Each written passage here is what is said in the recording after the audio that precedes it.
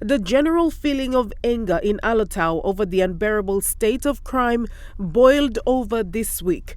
A senior member of the Milne Bay community called for the resignation of Milne Bay governor and for a dialogue to resolve the ongoing crime situation. Robert Igara, former chief secretary, one of the most recognizable faces in the public service, didn't mince his words. He said the Milne Bay governor, John Lucretin, has been absent and has shied away from leading from the front in this crisis. This is something that goes beyond individuals and political parties and members. It affects our children and our grandchildren and the future of our province. Igara is the most prominent Milne Bay person to speak out this week over the issues. He echoes the feelings of a vast majority of people in Milne Bay province and particularly in Alotau who have had to put up with ongoing instances of armed robbery and targeted violence. In a space of 2 months, the situation has escalated, forcing many to question the political leadership of the lack of it. The Milne Bay governor, John Lucretin, is noticeably absent in the affairs of the province. Incapacitated by his ill health, he is wheelchair-bound. Many, like Igara, want him to go. We need to have a governor to lead.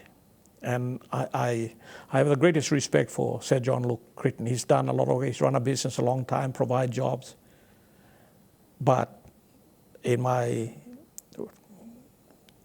regret very much to say this, but in my opinion, given his health incapacity, he's physically not able to perform that role. And in my view, the evidence is very clear. He's failed our people and our province.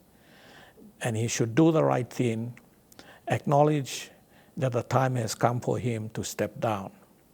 And step down as the governor, not as the member of parliament because elections are next year, but stand down as governor. We have 2 former deputy prime ministers who don't have ministries. We have 1 former minister who's doesn't have a ministry, and we have others who could very well be elected by the provincial assembly to provide the leadership we desperately need now to bring our people together.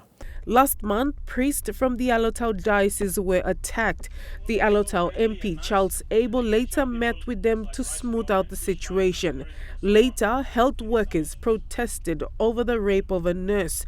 Go back to 2018 and 2019, the police barracks was attacked. Criminals bent down the provincial police commander's house to the ground. Shops, hotels, ATMs were destroyed in a series of attacks.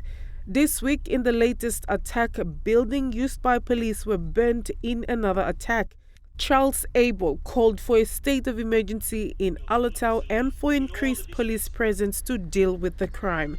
However, many Alotau residents we spoke to say there should be a dialogue between the politicians, the community, and the gang causing the violence to understand their motivations. What happened was not like the normal criminal activity, that someone went into one store, broke in, took cash.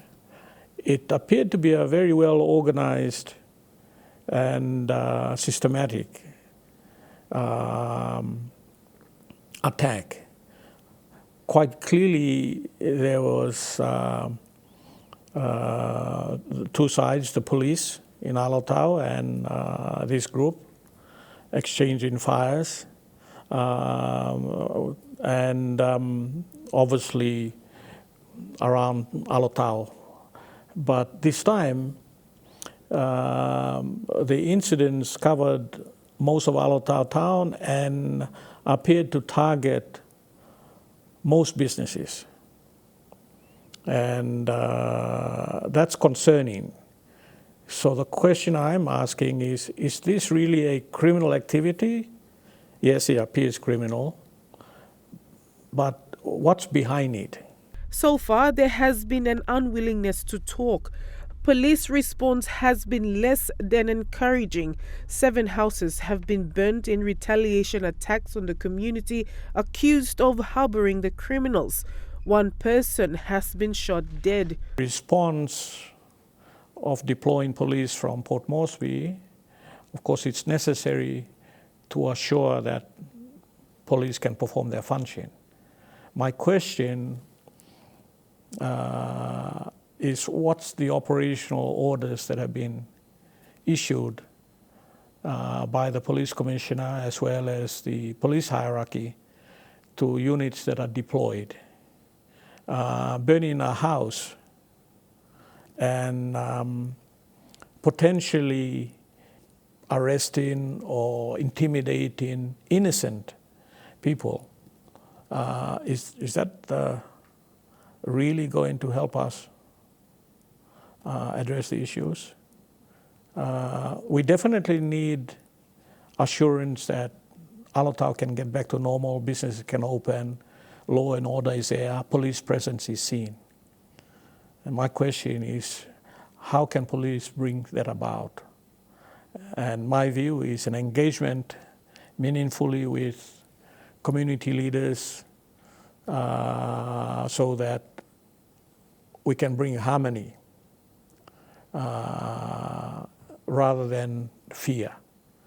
Seeing the slow response or lack of it from the provincial leaders, the Milne Bay community in Port Moresby, through the Milne Bay Friends Foundation, is setting up a committee to look into the issues surrounding the law and order situation in the province. The committee is chaired by Robert Igara. And the purpose of it is to stand back and ask questions like, why are these things happening in Milne Bay? And why is it that the sons of Milne Bay are taking up arms and attacking authority? It appears to be a fight with the police, but is it really just a fight with the police? And attack on businesses. And, you know, what's the message? Why would they be doing that? I don't have the answer, we don't. And so through this committee, we want to be able to start thinking through this, stand back and think through this, have a conversation with Milne Bay people, and be able to say, okay, this is our diagnosis, what we think are the real causes, and plan out how we should address this.